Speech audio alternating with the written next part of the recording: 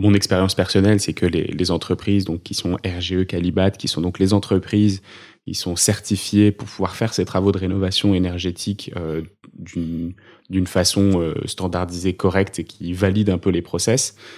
J'ai trouvé qu'il y avait pas mal d'abus. Moi, en ayant travaillé à faire refaire pour un propriétaire une grande baie vitrée, en ayant fait ces demandes de devis, en ayant vraiment poncé le sujet jusqu'au bout, je me suis rendu compte qu'il y avait vraiment pas mal d'abus sur non mais vous inquiétez pas, c'est ok, on sait ce qu'on doit faire. Et puis sur la partie isolation, je me souviens que le bâti de la fenêtre en alu avait été posé. En fait, il y avait juste mis une petite mousse entre le mur et le bâti de la fenêtre.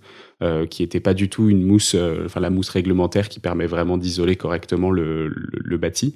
Et j'avais trouvé que ça avait été fait de façon assez moyenne, alors que c'était une entreprise RGE. Et donc voilà, comment est-ce qu'on fait confiance à ces entreprises? Comment est-ce qu'on les choisit bien? Parce que ça peut pas être uniquement le prix. Comment est-ce qu'on fait pour pas se faire avoir? Eh ben oui, bonne question. Donc effectivement, faut vérifier que l'entreprise est RGE. Faut vérifier aussi, on peut avoir accès à l'information en ligne, que ces certifications sont bien à jour.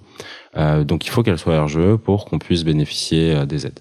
Et il y a aussi autre chose, c'est que j'étais passé par une entreprise qui était RGE, donc j'avais validé leur devis, et ils avaient fait sous-traiter le travail à une autre entreprise, mais qui, elle, du coup, m'avait pas fait certificat RGE, parce que l'entreprise qui avait posé ne l'était pas. Elle avait été sous-traitée par l'entreprise qui était RGE. Et je sais pas d'ailleurs si c'est légal ou pas, ça, mais...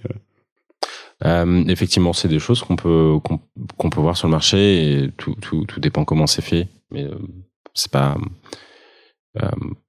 pas forcément un problème si c'est bien fait.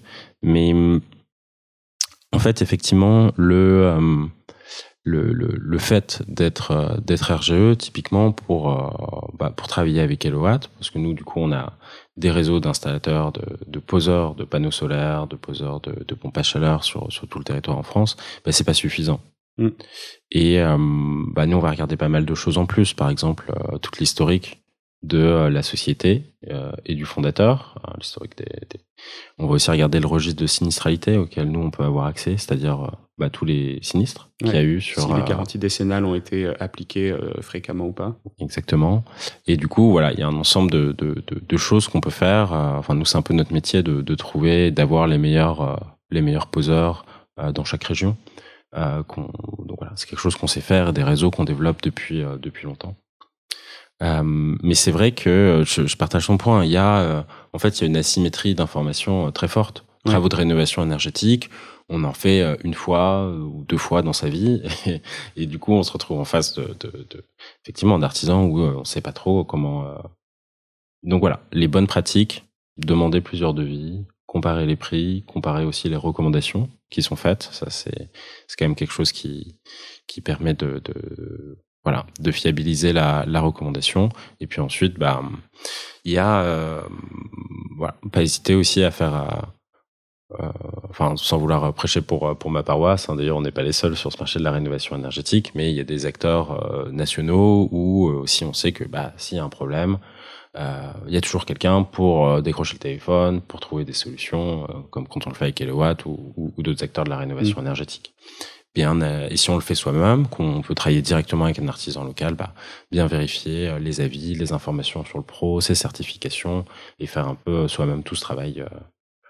Voilà ce que je peux conseiller, mais tant qu'on parle de confiance, tant qu'on parle de confiance, vous avez publié une étude en début d'année, parce que du coup vous vous basez sur des données qui sont hyper fiables. On en a suffisamment parlé, mais le fait du coup de pouvoir contrôler la consommation au jour le jour d'un bâtiment, ça vous a permis aussi de vérifier si les DPE, qui sont hyper importants aujourd'hui étant donné que F et G sont interdits à la location, que le prix d'un bien immobilier varie maintenant aussi pas mal en fonction de son DPE énergétique et son DPE émissions de gaz à effet de serre.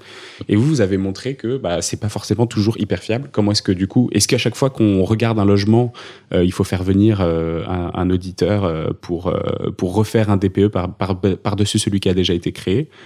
Comment est-ce qu'on peut utiliser cet outil correctement et sans se faire avoir, entre guillemets? Ouais, tout à fait. Alors du coup, c'est le DPE va être amené à beaucoup se généraliser. Effectivement, c'est aussi une filière qui, j'ai l'impression, doit un peu se structurer pour avoir bien les mêmes les mêmes process, les mêmes façons de faire. Enfin, en tout cas, il y a des recommandations, des choses qui sont en train d'évoluer dans ce sens et dans le bon sens, je pense. Alors, ce qu'on a fait chez Eloat, ça faisait suite notamment à déjà des études qu'avait pu faire UFC Que Choisir et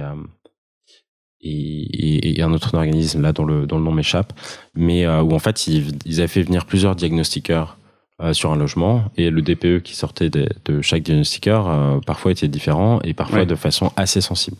Okay. En faisant ça sur quelques logements. Et du coup, en fait, maintenant les DPE qui sont réalisés, ils sont accessibles en open data, dans une base de l'ADEME. Et donc, il y en a 1,5 million, peut-être 2 millions maintenant, sur les 35 millions de logements en France. Et nous, du coup, on a beaucoup d'utilisateurs aussi qui utilisent l'application Eloat. Du coup, on a fait matcher les deux en termes de même adresse, même surface, même système de chauffage. Du coup, on a vérifié que c'était bien les mêmes logements. Et pour tous ceux où ça collait, on a regardé, du coup, ces DPE, parce qu'en fait, la lettre d'un DPE, ça correspond à une consommation d'énergie. Ouais. Tu vois, une consommation d'énergie dans une utilisation, entre guillemets, normale du logement. On trouve facilement les échelles sur Internet. Voilà, tout à fait. Avec une consommation en énergie par mètre carré.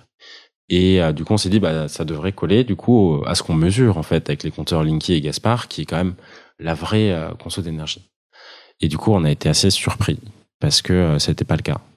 En fait, la moyenne des logements qui étaient C, elle consommait quasiment la même chose, un tout petit peu moins que la moyenne des logements F, qui sont les pires. Oui, c'est même pas C ou D, c'est vraiment C, ouais. F. Ouais. Et alors, ça, vous l'attribuez à quoi, du coup? Du coup, il peut y avoir plusieurs raisons. La première, c'est que, en fait, l'usage, c'est important. La façon dont les gens vont chauffer, etc. Donc, en fait, il y a aussi un des faits qui est sûrement regrettable, mais c'est que les personnes qui habitent dans des logements qui sont F, en fait, soit ils n'ont pas les moyens de chauffer, soit ils savent qu'il y a des trous dans les murs, quoi. Enfin, j'exagère un peu, mais... Et du coup, ils mettent plus les manteaux plutôt que mettre le chauffage, quoi. Voilà. Donc, l'usage est important. Ensuite, ce que ça dit, en lien aussi, je pense, avec les études qu'avait fait UFC Que Choisir ou d'autres, c'est que, ou 60 millions de consommateurs, c'est qu'il y a aussi peut-être une fiabilité des DPE à améliorer. Et il y a plusieurs choses qui ont été faites en ce sens qui, je pense, vont permettre d'avoir quelque chose qui soit plus fiable. Et c'est hyper important, effectivement, parce que demain, la possibilité déjà aujourd'hui d'augmenter son loyer ou de louer un bien est conditionnée et va l'être de plus en plus à ce DPE. Donc c'est un bon outil, a priori, encore une fois. C'est bien d'avoir une incitation aux propriétaires pour faire de la rénovation énergétique, parce que le système où c'est la personne qui souffre de cette passoire énergétique est le locataire, et donc aucune prise de décision dessus est pas souhaitable. Mais du coup, voilà, il y a des évolutions dans le bon sens. Effectivement, cette étude a fait pas mal de bruit parce que les résultats étaient vraiment étonnants, effectivement.